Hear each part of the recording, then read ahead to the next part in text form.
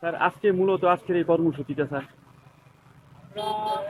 সিপিআইএমের প্রার্থী কৌশিক চন্দ্রের সমর্থনে তেলকাজলাতে ৮ নম্বর বুথ, এই বুথ এলাকায় আমরা বাড়ি বাড়ি প্রচার করছি যাতে আগামী ৫ তারিখ মানুষ সিপিআইএম প্রার্থীকে ভোট দেন। তার জন্য আমাদের সাথে আছেন আমাদের বিধায়ক শ্যামল চক্রবর্তী, এখানকার আমাদের পার্টি রাজ্য কমিটির সদস্য কমরেড সুরেশ দাস, এই এলাকার পার্টি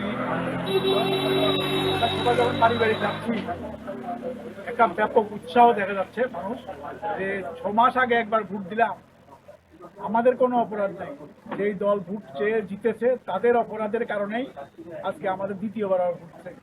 দ্বিতীয় আর ভোটের পরিবেশ তো আমাদের রাজ্যে আগের মতো না, উৎসবের মেজাজ না। মানুষ একটা আতঙ্কগ্রস্ত থাকে, কি হবে ভোট দিতে গিয়ে, কি হবে ভোটের পরে, কি হবে রেজাল্টের পরে, এরকম ভয়ের একটা আতঙ্ক মানুষের মধ্যে আছে। তারপরেও মানুষ বলছে আমরা ভোট দেব, এবং বেশিরভাগ মানুষ আমাদের বামফ্রন্টের প্রার্থীর পক্ষেই কথা বলছেন।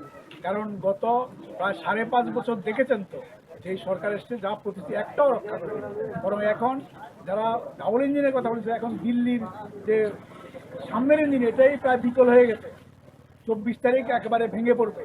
তার জন্য ভয়ে মানুষ বলছেন যে না, এই সরকার তো আর থাকবে না, এই রাজ্যেও যে অবস্থা, দিল্লির সরকার না থাকলে তো এটাও থাকবে না।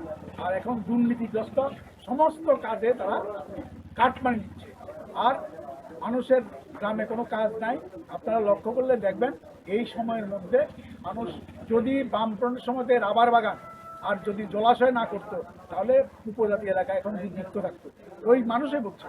এবং গত নির্বাচনে আমাদের বামপন্থী ভোট, কংগ্রেসের ভোট এবং বিরোধী যা ভোট, এটা ভাগ হওয়ার কারণেই বিজেপি দিচ্ছে।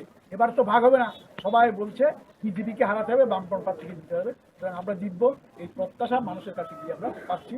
এবং আমরা আপনাদের মধ্যে আবেদন রাখবো যে আগামী ৫ তারিখ দৃঢ় পদক্ষেপ নিয়ে বামফ্রন্টের প্রার্থীকে ভোট দেওয়ার জন্য সবাই এগিয়ে আসেন, এবং শুধু ভুটান না, অন্য এলাকার মানুষও মানসিকভাবে যাতে সাহায্য করে তার জন্য